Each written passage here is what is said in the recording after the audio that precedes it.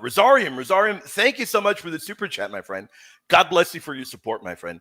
Maybe a silly question, but if the canon is closed, does that also count for the Deuterocanon? Even though it is canon, it is Deutero. So Rosarivm, thank you for asking that. And I just went long-winded on my previous question, so I'll allow Gary to tackle this, and I'll hop in a moment here to give my thoughts. So Gary, what are your thoughts on that? That is a fair question, Gary, and let me tell you why it's a fair one. At times I get people that attend my classes saying, well, it is Deuterocanon, so that must mean it is kind of a secondary canon, kind of secondary status. How do we answer that, Gary? Yeah, it is a good question. And it's not silly. It's pretty rare you run into silly questions. The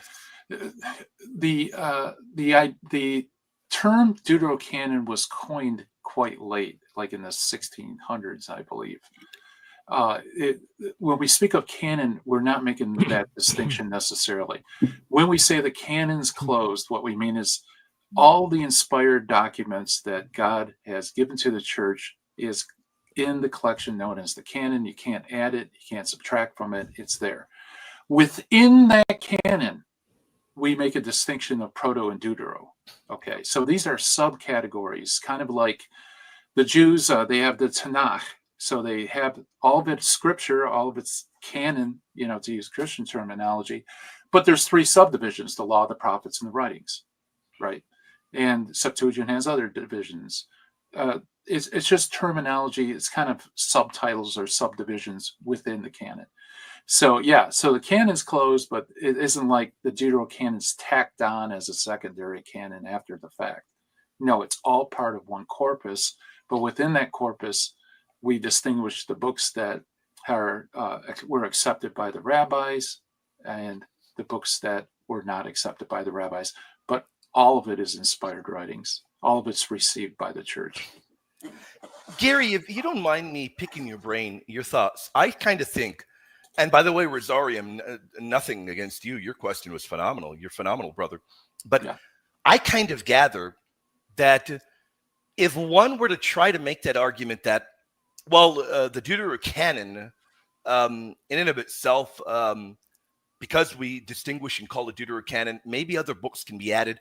In my opinion, right away, you're beginning with a premise that is implying that the Deuteros were added later. They were not added later. Yeah. Right. And we need to be very careful with that language. We need to be very precise, because we can maybe lead people to believe, okay, well, they were added later. The proto-canonical books are kind of these pristine books. And, we'll hold the Deuterocanon to be inspired, but added at a later time. No. Let me be very clear for you, the audience. Every time, there is not an exception. Every time the church gathered in council after council to discuss the contents of sacred scripture, the Deuterocanonical books were always present there from the very beginning. You're not going to encounter a council where 1st and 2nd Maccabees are not there. You're not going to encounter one where wisdom is not there, or Ben Sira is not there, or Judah is not there. They are present in all of them. Anything to add to that, Brother David? Yeah, so we need to clearly stipulate that the term Deuterocanon is not found, to my best knowledge, in any of the magisterium documents. Right. That's a jargon. Okay, that's just a way of trying to demonstrate that what's the difference between us and perhaps Protestants or something like that. So, I think that Sixtus of Siena, who coined this term, would not even coin this term if it wasn't for this, controversy between Protestants and Catholics. Before that, you don't have, as Gary said, it's a very late term. But when you look at the councils which deal with the canon or the scriptures, by extension, they just call it sacred scriptures, period. There's no Deuterocanon in any of the magisterium documents. I don't think you don't find it even in the Catechism of the Catholic Church. So it's really just a jargon, a useful term, kind of. But that's it. And I'm glad that you chimed in, David, because I know, having talked to you for years, you're not very fond of that term, are you? No. Actually, no. It's just it is a weird term, right? I mean, and you believe, and I agree with you. You believe, as we can clearly see, we've seen it sometimes with the audience are wondering, you believe that it can cause confusion. And I completely agree, because by the very term itself, if we take it to its literal conclusion, I've had people that have asked, okay, secondary canon, is that what it means? Of course not. We don't mean that at all. And it can be confusing when you break down, well, where do we get deutero from? Deuteros. So this is a deuteros, is this, secondary kind of canon. We need to be very careful with the kind of language we're using. And the church has never, ever distinguished these books from the proto-canonical in terms of their inspiration. Church doesn't do that. Be very, very clear about that. And real quick, I just checked the Catechism. It does not use the word Deuterocanon. It doesn't. Wow, you were right about that, David. I learned something new. I didn't know that. Yeah. Really, I was searching for any of the councils, magisterial documents. I did not find the word Deuterocanon. It's just not there. The church doesn't use it in its official documents like this. Yeah, that's awesome. So, and